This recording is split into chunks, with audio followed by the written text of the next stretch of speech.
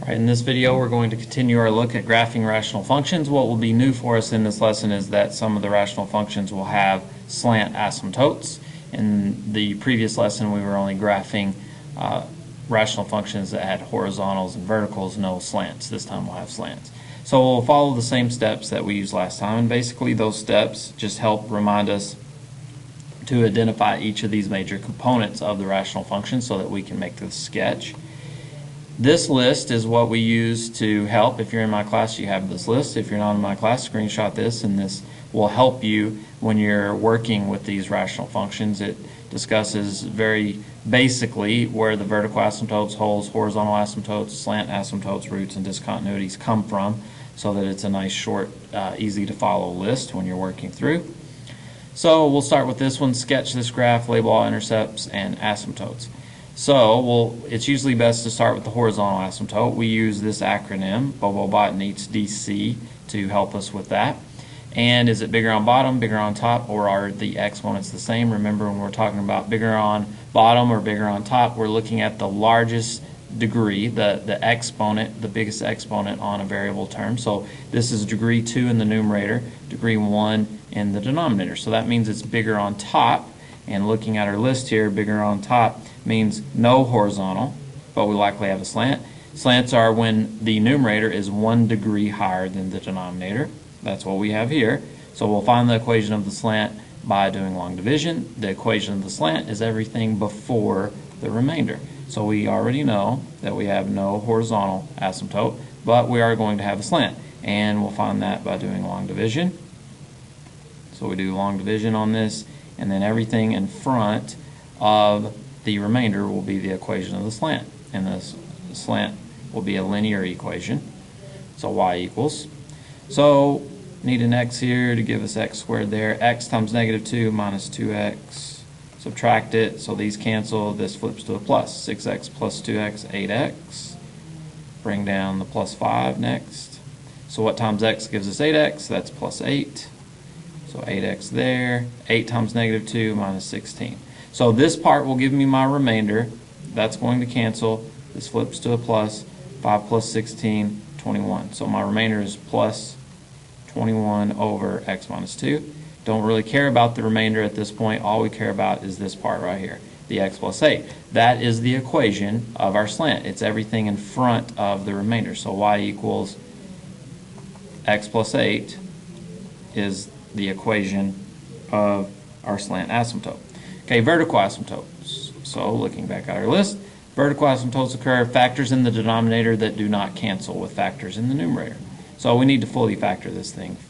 So let's do that. So that would be x plus 5, x plus 1 on top, and x minus 2. So we leave it unfactored when we're working with the horizontal and slant portion, but when we start answering these other questions, it's a good idea to have it fully factored. So vertical asymptotes again come from factors in the denominator that do not cancel. So x minus 2 doesn't cancel, so it will give us a vertical asymptote. We set that equal to 0 and solve.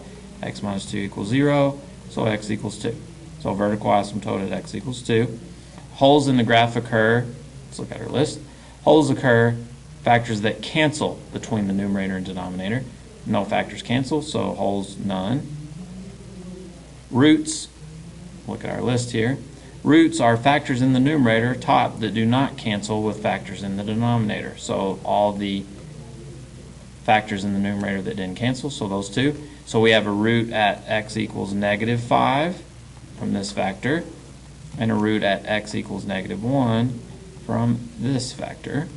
Y-intercept occurs when x is 0, so we'll evaluate this function when x is 0. So f of 0 is equal to 0 plus 5 is 5, that's this part. 0 plus 1 is 1, over 0 minus 2 is negative 2, so it's negative 5 over 2. That would be negative 2.5, so y-intercept is 0, comma, negative 2.5. I'll use a decimal instead of a fraction. Okay, so now we have all of that information identified, so we'll try to sketch here and we'll get extra points if we need them. So vertical asymptote at x equals 2, so label that x equals 2. we have a slant of x plus 8, so y-intercept of that would be 8, and that goes through here like this. I'm going to erase this part because we're going to need that room.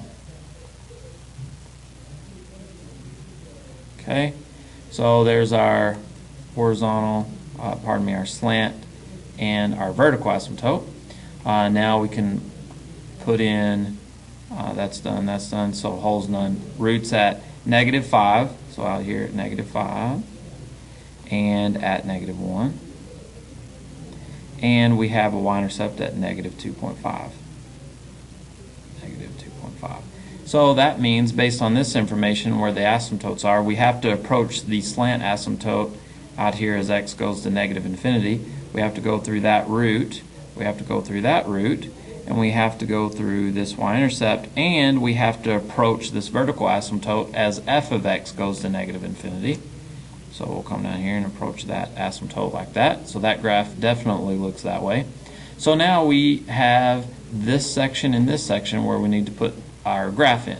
So it either, based on that, it either looks like this over here or it looks like this. We're not sure. Since there are no roots, there are no roots over here in this section, more than likely it's up here, but we should evaluate at, say, an x value of 3 over here just to see where the point is to make sure. So we'll do that quickly here. So we'll do f of 3 would be equal to 3 plus 5. We're just plugging into 3 there, there, and there. So 3 plus 5 is 8. 3 plus 1, 4. 3 minus 2 is 1. So 32 over 1, 32. So the point would be 3 comma 32. We just plugged in an x value of 3 and evaluated the function. So 332 would definitely be somewhere way up here. So the rest of the graph has to be based on the asymptotes in this section here. We must approach the slant asymptote as the end behavior as x goes to positive infinity, and we must approach this vertical asymptote as f of x goes to positive infinity here. So that is how that graph must look. So that's it for this example. We'll do an additional one in the next part.